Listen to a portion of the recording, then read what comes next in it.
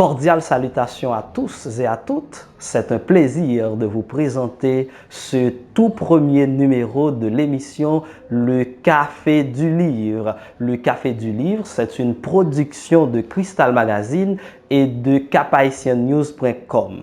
Dans cette émission, on va vous présenter un auteur et un livre à chaque numéro. Aujourd'hui, c'est Jacques-Stéphane Alexis qui sera à l'honneur à l'émission Le Café du Livre.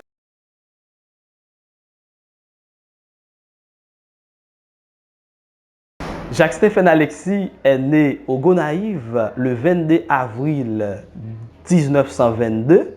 Son père, Stéphane Alexis, est un brillant journaliste qui a fait son nom. D'ailleurs, lui-même, il est écrivain. Très jeune, Jacques a fait une brillante étude à l'Institut Saint-Louis de Gonzague avant de devenir écrivain. Il n'est pas seulement écrivain, c'est un militant. On est en 2022, cela vous montre clairement que s'il n'était pas mort, il aurait évidemment 100 ans. On célèbre cette année et d'ailleurs, le ministère de la Culture a déclaré l'année 2022 l'année de la belle amour humaine en l'honneur à cet illustre écrivain haïtien, Jacques-Stéphane Alexis. C'est un militant, c'est un combattant, c'est un monsieur qui ne se limite pas uniquement à l'écriture, mais il a milité de plein fouet au sein de la société. Très jeune, il a rencontré Jacques Roumet. Jacques Roumet, vous savez, c'est l'auteur du roman haïtien le plus lu, Gouverneur de Laozé. Jacques Roumet, c'est également le fondateur du premier parti communiste haïtien. Jacques-Stéphane Alexis est membre de ce parti. Il est également, comme étudiant, il a milité, d'ailleurs, il a joué un rôle décisif dans le mouvement des écoliers, des étudiants de 1946. Il a écrit des œuvres majeures. Le premier dans sa longue liste de romans publiés aux éditions Gallimard, l'une des plus grandes maisons d'édition françaises.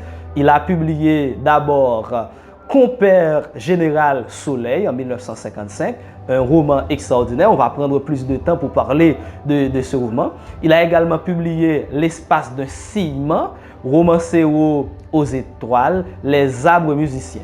Jacques-Stéphane Alexis, c'est l'artisan du réalisme merveilleux. C'est quelqu'un qui a fait de la lutte communiste son bâton de pèlerin. D'ailleurs, il a milité avec acharnement. Il a milité à plusieurs niveaux. Il a fait la prison. Il est médecin. Il n'est pas seulement un écrivain, mais il est un médecin. Il a fait sa spécialité de la neurochirurgie. Jacques-Stéphane Alexis, c'est l'auteur de Compère Général Soleil. Compère Général Soleil, ce chef-d'œuvre de la littérature haïtienne qui raconte l'histoire d'Hilarion Hilarius, un homme de Port-au-Prince qui vit dans la misère la plus noire, qui n'a pas de quoi manger, qui un jour décide d'aller voler. On l'arrête, on l'emprisonne, il est en prison aux côtés d'un communiste. À la sortie de prison, il entre dans un parti communiste, il est militant, il est persécuté en Haïti, il fuit avec sa femme en République dominicaine, il essaie de regagner Haïti avec sa femme et son fils. Sa femme est tuée sous ses yeux ainsi que son fils et lui il est mort tout de suite après.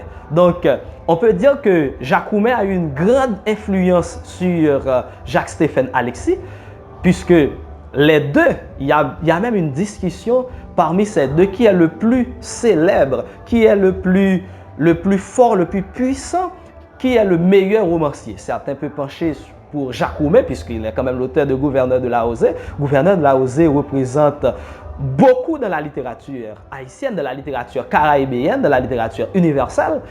Mais Jacques-Stéphane Alexis, c'est pas quand même n'importe qui. Écrire en un rien de temps, en un laps de temps, tous ces romans, ça c'est à féliciter. Jacques-Stéphane Alexis, 22 avril 1922, 22 avril 2022, 100 ans, mais il est mort en 1961, il est disparu, il ne faut pas dire être mort, parce que jusqu'à présent, on ne retrouve pas son corps. D'ailleurs, il était en exil puisqu'il luttait contre Duvalier. Depuis Estimé, il a pris position contre l'élection de Dumas à Estimé. Cela lui a valu la prison. Il milite contre le docteur François Duvalier. Il doit aller en exil en Chine, au Vietnam, à Cuba. Il était à Cuba en 61. Il essaie de regagner Haïti pour mener une révolte, pour tenter de renverser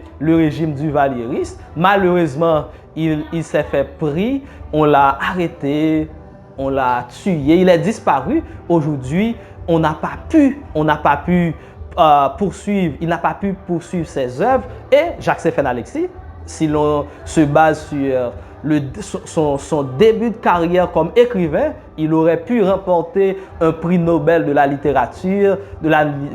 Malheureusement, il est disparu. Et il faut dire ça, en Haïti, la majorité des intellectuels sont mal finis, surtout quand ils font de la politique, quand ils militent. Ce qu'il faut remarquer dans la vie de Jacques-Stéphane Alexis, ce n'est pas seulement un homme de plume, ce n'est pas seulement un médecin, c'est un militant, c'est quelqu'un qui a lutté avec acharnement, c'est quelqu'un qui avait une position. D'ailleurs, dans toutes ses œuvres, on constate l'idée communiste. Il a une idéologie, il a une vision de la politique, il essaie de lutter, il essaie de se battre pour asseoir son idéologie. Les intellectuels d'aujourd'hui doivent prendre Jacques-Stéphane Alexis comme exemple pour dire, voilà, Jacques-Stéphane Alexis, ce n'est pas seulement un homme qui se cache derrière la page, mais il milite, il est membre d'un parti, il est militant, il a fait de la prison, il a fait de l'exil et aujourd'hui, il faut vraiment lire Jacques-Stéphane Alexis. Je vous invite, mesdames et messieurs, pour ce premier numéro,